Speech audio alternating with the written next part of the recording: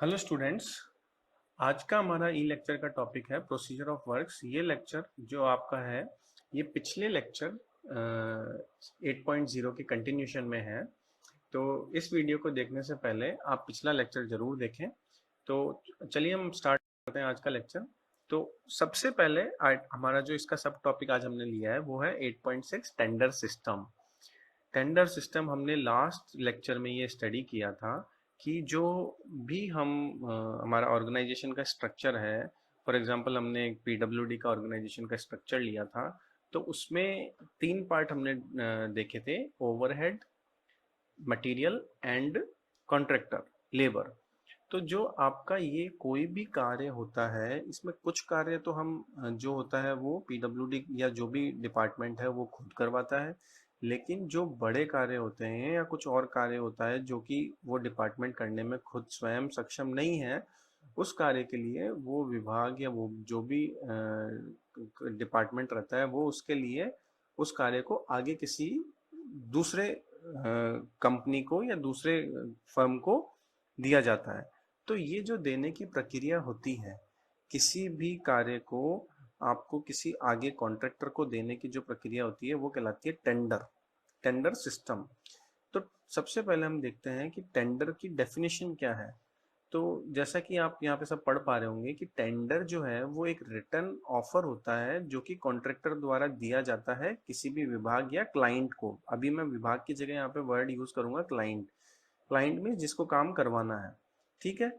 तो जो कॉन्ट्रैक्टर होता है वो एक रिटर्न डॉक्यूमेंट देता है किसी पर्टिकुलर कार्य को करने के लिए, या किसी सामान की सप्लाई के लिए, या किसी सामान को ट्रांसपोर्ट करने के लिए, एक निश्चित दर पर और निश्चित शर्तों के साथ। तो ये जो भी निश्चित शर्तें और जो भी हमको कार्य करवाना है उसकी डिटेल्स जो रहती हैं, ये सब रहती है टेंडर के अंदर, ठीक है। तो कोई भी कार्य अगर कोई भी विभाग करवाता है तो उसके लिए उसको टेंडर करना सबसे जरूरी होता है। इसके अलावा जो अभी हमने टेंडर करा है, टेंडर हम लोग निकालते हैं, वो टेंडर जो होता है वो उस डिपार्टमेंट में ओपन होने से पहले एक पर्टिकुलर जगह पे वो डिपार्टमेंट में सबमिट हो जाता है। और डिपार्टमेंट जो होता है उसको लॉक करके एक पर्टिकुलर टाइम तक, जब भी टेंडर को ओपन करना होता है तब तक उस टेंडर को नहीं खोला जाता और उसको संभाल के रखा जाता है इन प्रॉपर लॉकडाउन कंडीशन, ठीक है। अब आता है कि ये टेंडर जो है वो कॉन्ट्रैक्टर किस तरीके से अप्लाई करेगा। तो उसके लिए एक फॉर्म बनाया जाता है, उस फॉर्म को हम कहते हैं टेंडर फॉर्म। तो टेंडर फॉर्म होता है जो होता है आपका एक प्रिंटेड स्टैंडर्ड फॉर्म होता है, जो हम कोई भी फॉर्म भरते हैं इस तरीके का ही फॉर्म होता है। लेकिन उसमें कुछ सर्टेन गाइडलाइंस होती हैं कि जैसे टेंडर की कुछ निश्चित, हर टेंडर में कुछ निश्चित शर्तें होती हैं वो उसमें होती हैं। जनरल रूल्स होते हैं कि पेमेंट्स कैसे करना है, टेंडर कैसे खोलना है। डिटेल्ड रूल्स होते हैं काफ़ी, हर डिपार्टमेंट के अलग अलग भी होते हैं। और कुछ जो गवर्नमेंट होती है वो भी बनाती हैं। जैसे कि अभी हमारे राजस्थान सरकार की बात करें तो इसमें एक स्टेट प्रोक्योरमेंट पोर्टल बना हुआ है, उस पर आप जाके टेंडर फॉर्म की शर्तें देख सकते हैं। वो डिटेल स्टडी के लिए। But as a junior engineer हमको जनरल टेंडर फॉर्म की कंडीशंस पता होनी चाहिए, टेंडर क्या होता है वो पता होना चाहिए, टेंडर सिस्टम क्या होता है ये पता होना चाहिए। तो और इसके अलावा उसके अंदर जो भी नॉर्मल गाइडलाइंस होती है वो भी कॉन्ट्रैक्टर्स को दी हुई होती है। अब इसके अलावा और टेंडर फॉर्म में क्या हो सकता है: general description of work, normal कार्य क्या करवाना है उसकी डिटेल रिपोर्ट नहीं, एक ओवरव्यू। कि जैसे फॉर एग्जांपल एक बिल्डिंग बनानी है, एक बिल्डिंग का कॉन्ट्रैक्ट हमको देना है, तो वो बिल्डिंग का कॉन्ट्रैक्ट जो हम देंगे तो वो बिल्डिंग का हम जनरल डिस्क्रिप्शन देंगे। उसकी एस्टिमेटेड कॉस्ट कितनी होंगी वो भी हम कॉन्ट्रैक्टर को बताएंगे।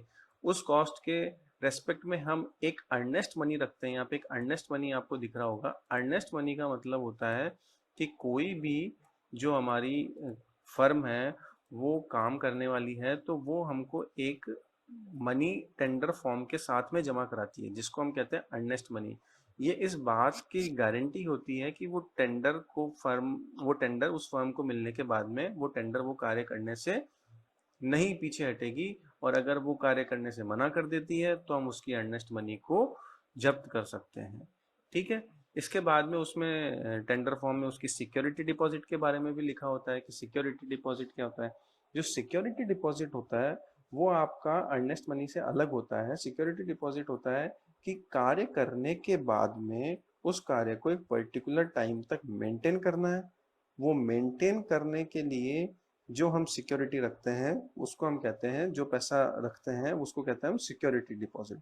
इसके अलावा टेंडर फॉर्म में रहता है आपका कि इस कार्य करने के लिए उसको कितना टाइम दिया जाएगा, किस तारीख से उसको काम स्टार्ट करना है।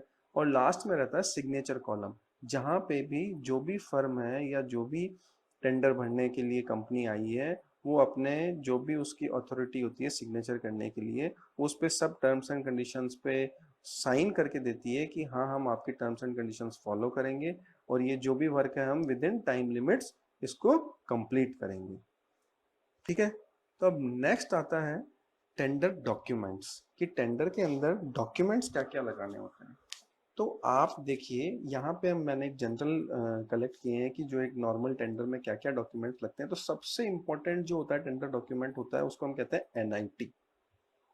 एनआईटी मतलब आपका कहलाता है नोटिस इनवाइटिंग टेंडर। ये एक स्टैंडर्ड होता है, हर डिपार्टमेंट का एक सेट फॉर्मेट होता है, उसके अंदर हम एनआईटी निकालते हैं।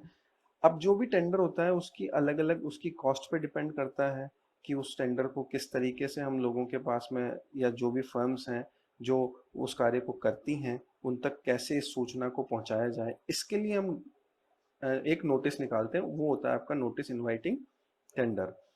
अब टेंडर फॉर्म के साथ में जब एनआईटी तो आपका एक शॉर्ट होता है, उसके साथ में जो डिटेल में हम स्पेसिफिकेशन कंडीशन जो हमको देनी है वो भी हम टेंडर डॉक्यूमेंट के साथ अटैच करते हैं। इसके अलावा जो भी काम हमको कराना है उसकी उसमें जो भी क्वांटिटीज आने वाली है उन क्वांटिटीज का शेड्यूल देते हैं, कैसा मटेरियल यूज होना है वो बताते हैं, कौन कौन से टूल्स यूज करने हैं, कहाँ पे प्लांट यूज करना है, कौन सा प्लांट, जैसे फॉर एग्जांपल रोड कंस्ट्रक्शन होना है तो उसमें बिटुमन प्लांट कहाँ पे लगेगा, अगर कंक्रीटिंग वर्क होना है तो आरएमसी प्लांट कहाँ पे लगेगा।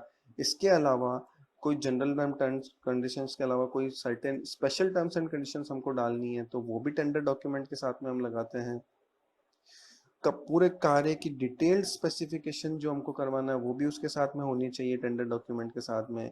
कुछ स्पेशल स्पेसिफिकेशंस हैं, जैसे फॉर एग्जांपल एक बिल्डिंग बनती है नॉर्मल तो उसकी जो स्पेसिफिकेशंस रहती हैं वो जनरली सेम रहती हैं। बट कई बार हमको कुछ इस तरीके की बिल्डिंग बनानी है, फॉर एग्जांपल हमको ऑडिटोरियम बनाना है तो उसमें अलग से हम कॉलम डाल सकते हैं कि अकॉस्टिक्स के लिए आपको ये ध्यान रखना है। ये सब हमको डिटेल में जब हम टेंडर बनाते हैं तो हमको पता लगती है कि हमको स्पेशल स्पेसिफिकेशन भी कुछ उसके अंदर देनी है। इसके अलावा जहां भी जरूरत होती है, जैसे कोई टेंडर कंस्ट्रक्शन का है तो उसके साथ उसकी एक अप्रूव ड्राइंग का सेट भी आपको कॉन्ट्रैक्टर को देना चाहिए ताकि वो उसको स्टडी करके उसके अनुसार वो रेट को कोट कर सके, अपनी बोली लगा सके। ठीक है। एक यहाँ पे एग्जाम में भी काफी बार प्रश्न पूछा गया है, एक एनआईटी जो हम एक न्यूज़पेपर में पब्लिश करते हैं उसका एक फॉर्मेट यहाँ पे मैंने जनरल यहाँ पे दिखाया है कि एक एनआईटी जो भी हमको न्यूज़पेपर में पब्लिश करनी है वो इतनी शॉर्ट होनी चाहिए कि हमारे को कॉस्टिंग भी ज़्यादा नहीं आए और उसमें सारी इंफॉर्मेशन कॉन्ट्रैक्टर तक पहुंच भी जाए। तो सबसे पहले जो कॉलम होता है इसके अंदर होता है वो आपको टेंडर नंबर लिखना होता है। ये ऑफिशियल नंबर होता है, आप जो भी टेंडर कंटिन्यूशन में चलते आ रहे हैं साल में जितने भी टेंडर करते हैं उसके कंटिन्यूशन में चलता है। तो यहाँ पे लाइन हम सबसे पहले लिखते हैं कि सील्ड टेंडर्स, मतलब कोई भी टेंडर जो है वो खुला नहीं आएगा, हमको टेंडर सील्ड लगाने हैं। यहाँ पे हमको देना है इसका काम जो करवाना है उसका नाम, उसकी एस्टिमेटेड कॉस्ट, जो हमने टेंडर फॉर्म अभी निकाला उस टेंडर फॉर्म की भी हमको कुछ कॉस्ट रखनी होती है ताकि हर कोई उस फॉर्म को भर के जो हमारा अननेसेसरी टाइम एंड मनी को वेस्ट नहीं करें। इसलिए हम एक टेंडर फॉर्म की जनरल कॉस्ट रखते हैं according the departmental rules. Earnest money का कॉलम होता है, कितने टाइम में कंप्लीट करना है उसका कॉलम होता है, और कौन सी अथॉरिटी उसको एक्सेप्ट करेगी। अब यहाँ पे ए और बी दो तीन ऐसे आप 5-6 कॉलम बना सकते हो। फॉर एग्जांपल एक पर्टिकुलर ड्यूरेशन में आपको 5-6 काम अलग अलग करवाने हैं तो वो 5-6 काम को आप कंबाइंड करके कंबाइंड एनआईटी निकाल सकते हैं ताकि जो हमारी न्यूज़पेपर में या जिस यहाँ पे भी हमको पब्लिश कराना है उसकी कॉस्ट ना बढ़े।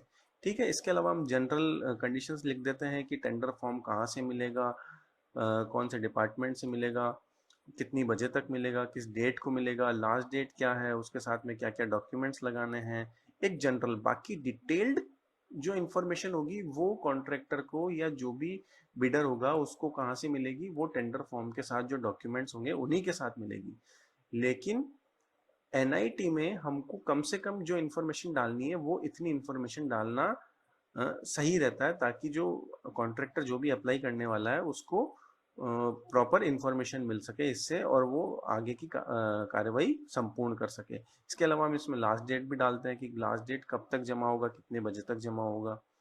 ठीक है, इसके अलावा जो हमारी स्टेट गवर्नमेंट फॉलो करती है मेथड्स प्रोक्यूरमेंट के या टेंडरिंग के, वो सारे यहाँ पे शो कर रखे हैं। जैसे ओपन कॉम्पिटिटिव बिडिंग, इसका मतलब ये होता है कि ये जनरली 10 लाख से ऊपर के जब टेंडर होते हैं तब ये हम एप्लीकेबल होती है। इसके अंदर आपका स्टेट गवर्नमेंट न्यूज़पेपर, किसी भी स्टेट लेवल के न्यूज़पेपर में आप एनआईटी देते हैं, और उसके बाद में कोई भी बिडर कहीं से भी इसके अंदर आपको टेंडर अप्लाई कर सकता है। दूसरी होती है एक लिमिटेड बिडिंग। लिमिटेड बिडिंग में आप क्या कर सकते हैं, ये जैसे 2 लाख या 5 लाख तक की होती है। इनके अलग अलग नॉर्म्स होते हैं, जब भी आप डिपार्टमेंट में एक्चुअल वर्क करेंगे तो आप ज़्यादा फेमिलियर हो जाएंगे इनसे। तो लिमिटेड बिडिंग में क्या होता है, लिमिटेड बिडिंग में आपको एक पर्टिकुलर टाइम ड्यूरेशन रहता है, इतने टाइम में आपको पर्टिकुलर कॉन्ट्रैक्टर्स जो उस काम को करने में या पहले कर चुके हैं उनसे ही हम टेंडर मंगवाते हैं। अलग अलग टाइप के प्रोक्योरमेंट मेथड्स है, 2 stage bidding, single source bidding, electronics, request for quotation. कई बार जल्दी काम कराना होता है तो हम कोटेशंस मंगा लेते हैं, और कई बार कुछ विजिट्स वगैरह होती हैं या कुछ और रूल्स होते हैं तो हम स्पॉट परचेज करते हैं। ठीक है, तो ये जनरल मेथड्स ऑफ प्रोक्योरमेंट है। एग्जाम पॉइंट ऑफ व्यू से हमारा यहाँ पे सिर्फ टेंडर जो सिस्टम है वो क्या हमको पता होना चाहिए, और एक नोटिस इनवाइटिंग टेंडर किस तरीके से लिखते हैं ये हमको पता होना चाहिए। ठीक है, नेक्स्ट एक जो अभी टेंडरिंग प्रोसेस सबसे ज्यादा चल रही है वो होती है e tendering. E tendering system क्या है? ई टेंडरिंग सिस्टम जो आपको कोई भी आइटम जो हमको लेना है उसको हम इलेक्ट्रॉनिकली इंटरनेट पर पब्लिश करते हैं। ठीक है, तो ये फैसिलिटी जो है ये क्या करती है, आपका जो टेंडर पूरा कंप्लीट होता है उसका जो टाइम होता है उसको बहुत रिड्यूस कर देती है। तो इससे हमारी जो इनडायरेक्ट कॉस्ट है वो कम हो जाती है, और लोगों के अंदर इससे ट्रांसपेरेंसी भी बढ़ती है। तो ये जो ई टेंडरिंग होती है इसके लिए अभी एग्जांपल के तौर पे नीचे आप देखेंगे तो राजस्थान गवर्नमेंट ने एक साइट बना रखी है ई प्रोक्योरमेंट। तो इस पे जो भी डिपार्टमेंट है वो अपने टेंडर पब्लिश करता है। वो सारे के सारे टेंडर अकॉर्डिंग टू रूल्स सारे कॉन्ट्रैक्टर्स को विजिबल होते हैं। तो इसके अंदर आप कहीं का भी कॉन्ट्रैक्टर कहीं पे भी कॉन्ट्रैक्ट ले सकता है। यहाँ पे सारी इस इलेक्ट्रॉनिक मीडियम में सारा टेंडर फॉर्म्स, सारी स्पेसिफिकेशंस डाल दी जाती हैं, और यहाँ से कोई भी जो भी कॉन्ट्रैक्ट लेना चाहता है वो स्पेसिफिकेशंस देख के टेंडर भर सकता है। ठीक है, ये प्रोसेस बहुत ही इंपॉर्टेंट है, एग्जाम में भी आता है ई टेंडरिंग क्या होती है, तो हमको डेफिनेशन ये देख के लिखनी है। ठीक, नेक्स्ट आता है टेंडर के साथ में जो दो मेन डॉक्यूमेंट्स लगते हैं वो होते हैं first technical bid and then financial bid. तो ये हम पढ़ लेते हैं, ये बहुत ही इंपॉर्टेंट चीज है, टेक्निकल बिड और फाइनेंशियल बिड क्या होती है। तो टेक्निकल बिड वो होती है जिसके अंदर की जो भी कार्य कॉन्ट्रैक्ट में टेंडर फॉर्म में लिखा है उसकी हम स्पेसिफिकेशन देते हैं। तो जो कॉन्ट्रैक्टर होता है वो ये हमको एग्री करके देता है कि जो भी कार्य मैं करूँगा वो मैं इन स्पेसिफिकेशंस के अकॉर्डिंग ही करूँगा। तो ये जो बिड कहलाती है ये कहलाती है आपकी टेक्निकल बिड। इसके अंदर इस बात का कोई जिक्र नहीं होता कि वो कार्य को कितने पैसे में करेगा या कितनी कॉस्ट में उस कार्य को कंप्लीट करेगा। जबकि जो फाइनेंशियल बिड होती है वो टेक्निकल बिड के बाद में ओपन की जाती है। इसके अंदर सिर्फ और सिर्फ कॉस्ट लिखी जाती है कि ये जो पर्टिकुलर वर्क है इस वर्क को मैं इतनी कॉस्ट में एग्जीक्यूट करूंगा। ठीक है, इसके अंदर कोई भी टेक्निकल स्पेसिफिकेशन चेंजेस नहीं होते हैं, सिर्फ और सिर्फ फाइनेंशियल मैटर्स रिलेटेड होती है ये बिड। जब भी हम टेंडर ओपन करते हैं, जो भी हमारे अपने एनआईटी निकाल दी, एनआईटी निकालने के बाद में टेंडर ऑफिस में आ जाता है, डिपार्टमेंट में आने के बाद में टेंडर को ओपन किया जाता है। तो जब टेंडर ओपनिंग प्रोसेस होती है तो उसमें सबसे पहले जो ओपन करते हैं वो हम करते हैं टेक्निकल बिड। अगर कोई बिडर या कोई भी फर्म टेक्निकल बिड में फेल कर जाती है तो उसकी फाइनेंशियल बिड ओपन नहीं की जाती है।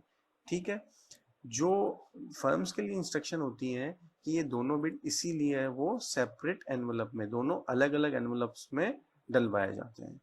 क्लियर है। अब लास्ट हम आज इस चैप्टर इस टॉपिक को कंक्लूड करते हैं कि ये जो भी हमने टेंडरिंग सिस्टम देखा, इसके अंदर जो फंड्स आते हैं, ये फंड्स जो होता है ये कहलाता है आपका अप्रोप्रिएशन और रीअप्रोप्रिएशन ऑफ फंड, कि इसमें पैसा कहाँ से आएगा। तो हमने लास्ट लेक्चर में भी पढ़ा था कि हमको सबसे पहले क्या लेना होता है, एडमिनिस्ट्रेटिव अप्रूवल और एक्सपेंडिचर सैंक्शन। हमने अगर अप्रूवल ले रखी है तो हमें जो फंड्स होते हैं वो गवर्नमेंट अलॉट कर देती है, ठीक है। तो बेसिकली ये क्या होता है, appropriation of fund, it represents the amount available for expenditure on a work during a particular financial year. हमारा फाइनेंशियल स्टार्ट होता है 1 अप्रैल एंड एंड होता है 31 तक। तो इस बीच में जो भी मनी, जो भी पैसा हमको अलॉट होता है वो कहलाता है appropriation of funds. For example कई बार क्या होता है, किसी नेचुरल कैलेमिटी की वजह से या कोई अनफोर्सिन एक्टिविटी या कोई भी जो भी एक्टिविटी हमारे कंट्रोल में नहीं है उसके वजह से जो हमारे फंड्स हैं वो कहीं और कंज्यूम हो जाते हैं, तो हमको फंड्स रीअप्रोप्रिएट भी किए जाते हैं, ठीक है, सब्जेक्टेड टू कि उसकी हायर अथॉरिटी अप्रूवल देती है या नहीं देती है। तो वो जो प्रोसेस होती है वो कहलाती है आपकी रीअप्रोप्रिएशन ऑफ फंड। तो अप्रोप्रिएशन आपको समझ में आ गया एंड रीअप्रोप्रिएशन भी समझ में आ गया होगा, मैं ये समझता हूँ। और आज हमने पूरा टेंडरिंग सिस्टम देखा कि जनरल, कि टेंडर क्या होता है, टेंडर प्रोसेस क्या होती है, टेंडर डॉक्यूमेंट क्या होते हैं, एनआईटी क्या होती है, डिफरेंट मेथड्स क्या है प्रोक्यूरमेंट के, ई टेंडरिंग क्या है। तो ये अभी हमने इसका प्रोसीजर ऑफ वर्क्स का सेकंड पार्ट कंप्लीट किया है। अब लास्ट चैप्टर में हम, लास्ट इसके पार्ट में हम देखेंगे टाइप्स। आपको डिटेल स्टडी करनी है तो आप स्टेट गवर्नमेंट की प्रोक्योरमेंट साइट पे जा सकते हैं, एसपीपी पोर्टल पे जा सकते हैं, एस्टिमेटिंग एंड कॉस्टिंग की बी एन दत्ता चक्रवर्ती की